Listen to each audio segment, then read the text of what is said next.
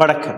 ஒரு சாதாரணமான ஐபோனிற்காக ஒரு குடும்பத்தை சார்ந்த மகன், அப்பா, அம்மா இந்த 3 பேருமே உயிரை இழந்த அந்த கதையை நேற்று நான் உங்களுக்கு எடுத்துக்காட்டேன். கடந்த 3 நாட்களாக இந்த ஸ்டோரி ஒட்டுமொத்த உலகத்தையே உருக்கியுள்ளது. முதல்ல ஒரு சிறுவன் ஐபோனை கேட்டு அடம்பிடித்து உயிரை கொடுத்ததாக ஒரு வதந்தி கதை பரவியது. அதற்கப்புறம் நேற்று அதற்கான உண்மை கதையும் நான் உங்களுக்கு எடுத்துக்காட்டினேன். அந்த உண்மை கதையை எடுத்துக்காட்டியதற்கு பின்பு ஏராளமான மெசேஜஸ் எங்களுடைய சோஷியல் மீடியா டீம் வழியாக வந்தது, இமெயில் வழியாக வந்தது. அடுத்தடுத்து இந்த செய்தியை பற்றின இன்னும் ஒரு ஆழமான ஸ்டோரி உங்களுக்கு முன்னாடி எடுத்து வைக்க வேண்டும் என்கிற ஒரு அக்கறை எங்களுக்கு இருந்தது. அதனால் இதற்கான அடுத்த கட்ட விஷயங்களை நான் உங்களுக்காக எடுத்து வைத்திருக்கிறேன். 19 வயதான குணால், அவருடைய கதை ஒரு பக்கம். 2வது நீங்க பார்த்தீர்கள்னா, ஏராளமான நபர்கள் அந்த பையனை பார்த்து பல காமெண்ட்ஸ்களை கொடுத்து வந்தீர்கள். எப்படியாப்பட்ட பையன், ஒரு ஃபோனுக்காக இப்படியெல்லாம் பண்ணலாம், அப்படியெல்லாம் பல்வேறு. உங்கள் எதுவும் மிஸ்டேக் இல்லை, ஏன்னா சோஷியல் மீடியாவில் வந்த அந்த கதைகளை நம்பி, வதந்திகளை நம்பி நீங்கள் பேசிட்டீங்க, அது that's okay.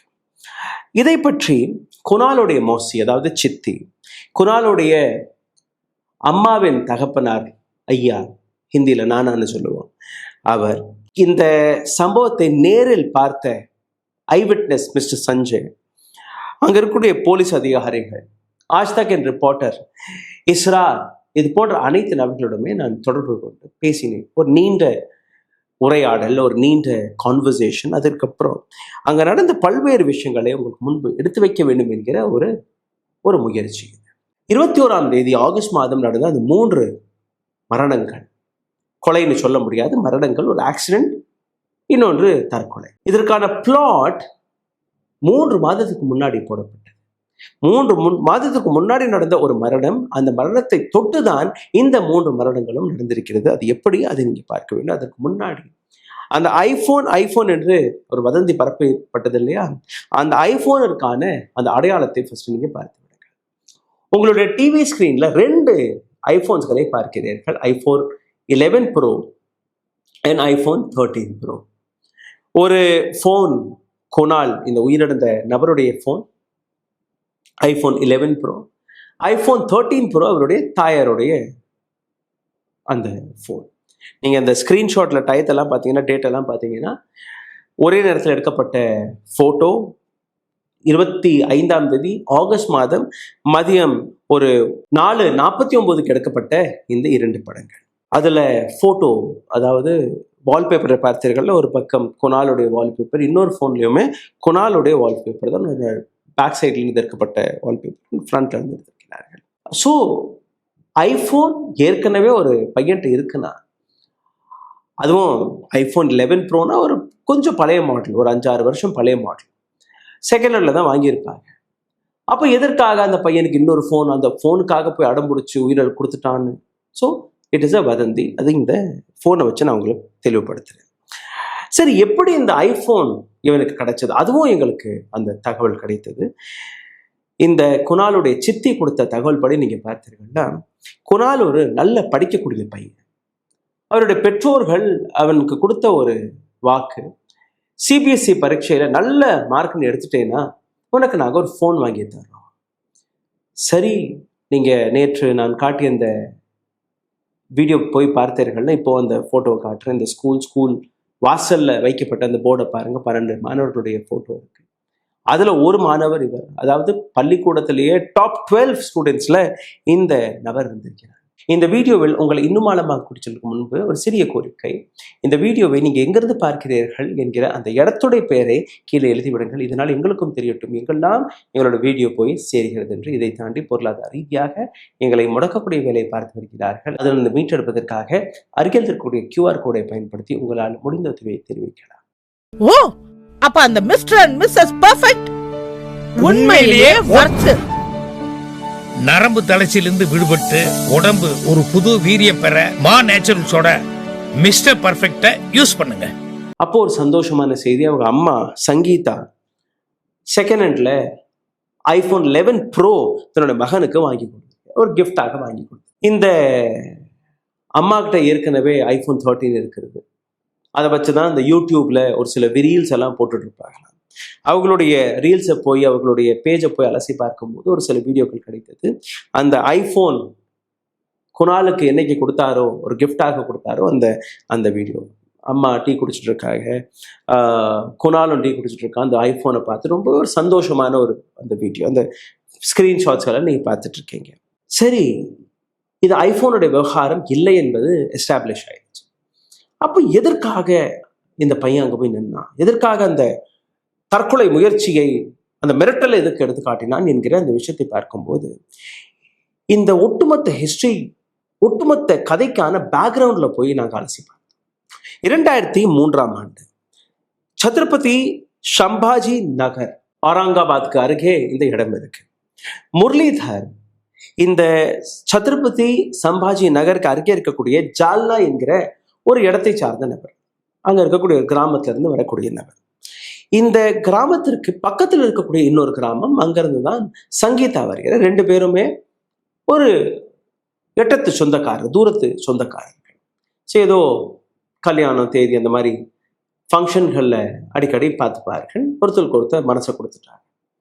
This is in 2003.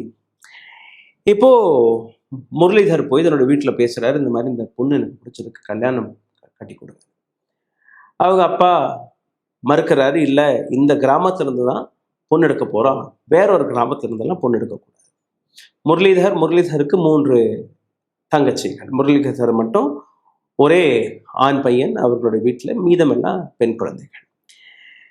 Muralidhar தன்னுடைய பெற்றோர்களுடைய விருப்பத்திற்கு எதிராக சங்கீதாவை போய் திருமணம் கட்டி கொள்கிறார். அந்த திருமணத்திற்கு பெற்றோர்களும் போகவில்லை, 3 தங்கையும் போகவில்லை, யாருமே அந்த திருமணத்தை அட்டென்ட் பண்ணலை.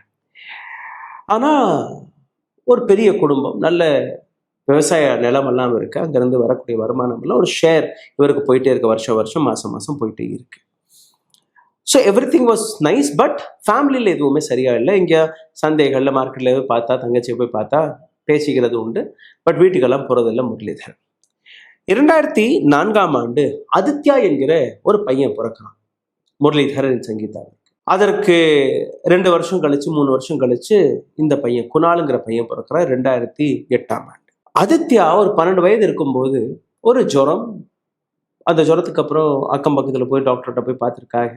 ரொம்பவே சீரியஸாக அந்த குழந்தை மாறுது. டப்புன்னு ஒரு பெரிய ஹாஸ்பிட்டல் கூட்டிகிட்டு போகிறதுக்கான அந்த நேரம் தாமதமான காரணத்தினால உயிரிழந்துடுறான் அந்த பையன்.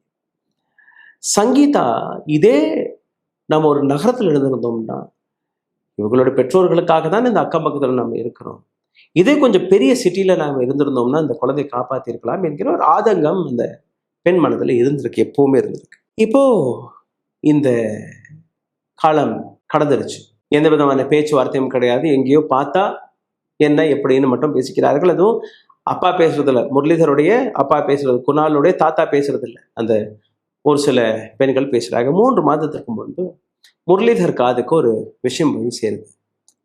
இந்த மாதிரி அந்த 3 தங்கைகள்ல ஒரு தங்கையுடைய மகன் ஒரு 22 வயசு இருக்கும், இறந்துட்டான், தவறிட்டான்.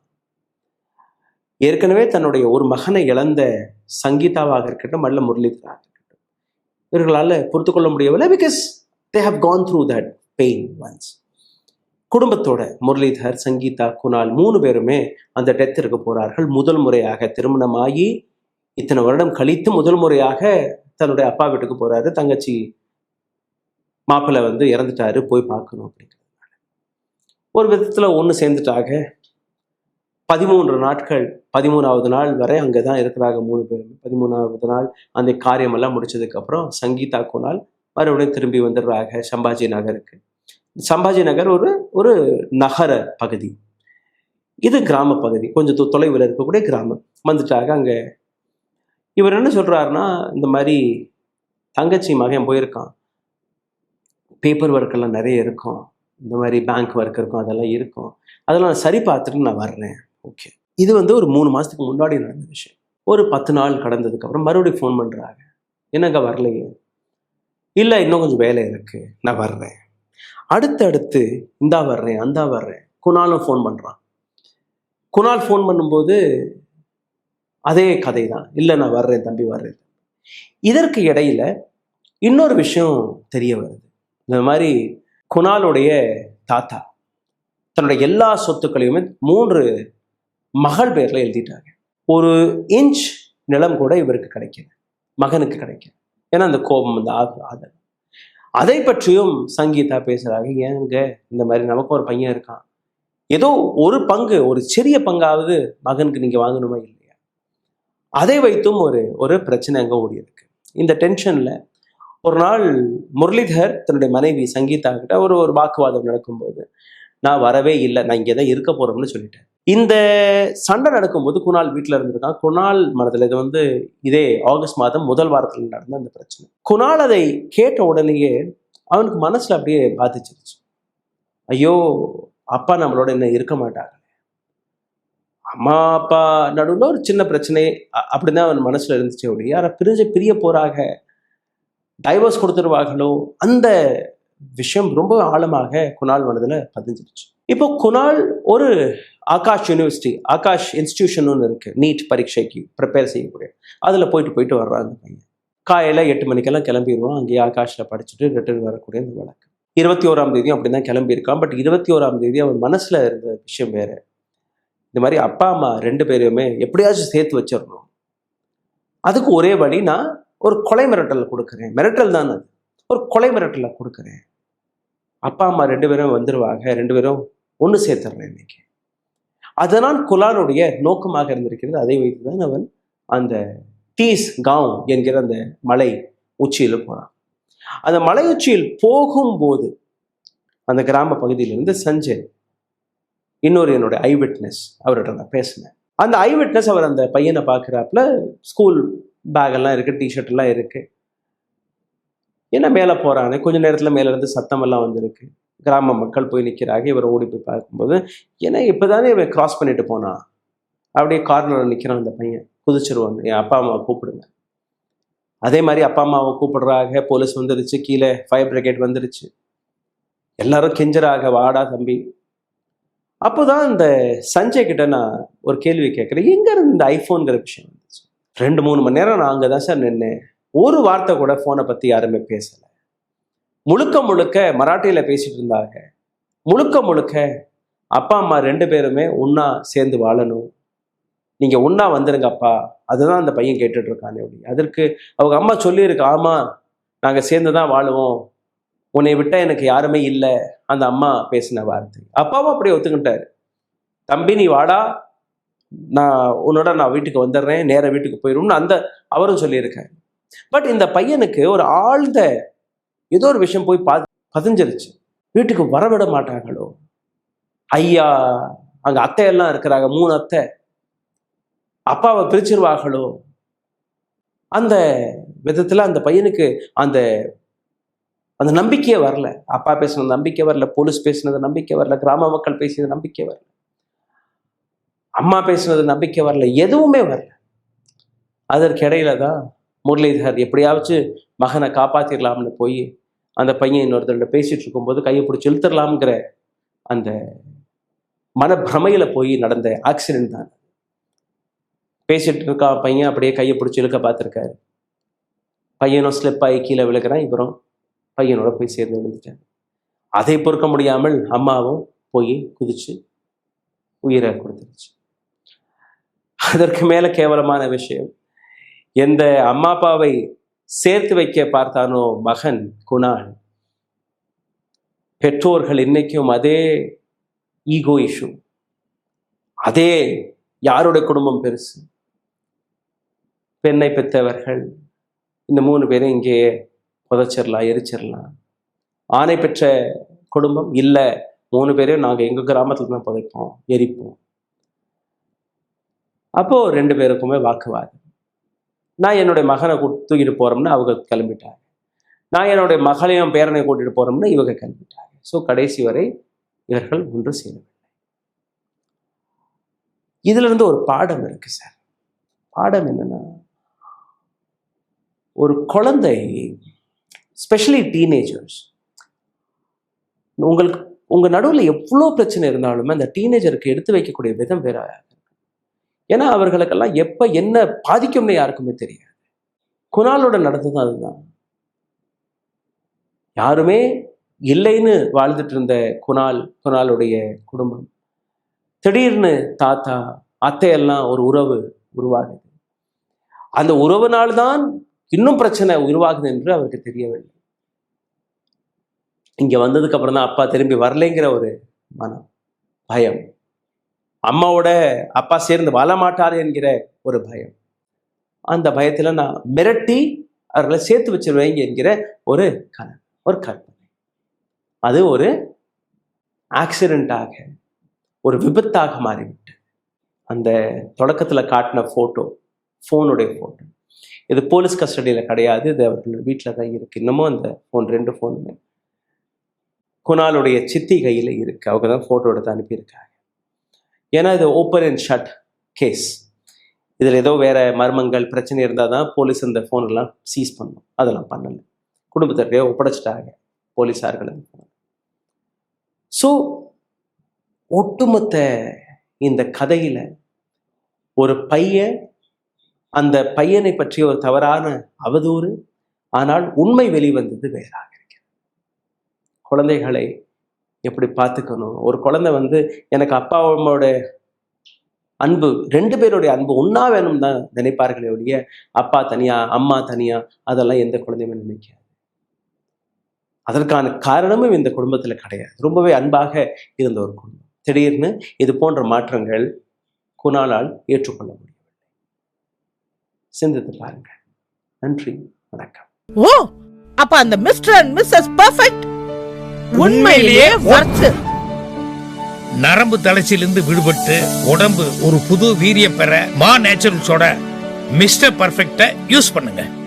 ஊடகம், கார்ப்பரேட், அரசியல்வாதிகளின் கைப்பாவையாக, அடிமைகளாக இருந்தது போதும். இனி சாட்டை எடுத்து சுழற்றும் நேரம் வந்துவிட்டது. ஊடகம் பொதுமக்களாகிய உங்களுக்காக, உங்களாலேயே இயக்கப்பட வேண்டும். ஊடக சுதந்திரத்திற்காக உங்களின் பங்களிப்பை இன்றே அளித்திடுங்கள்.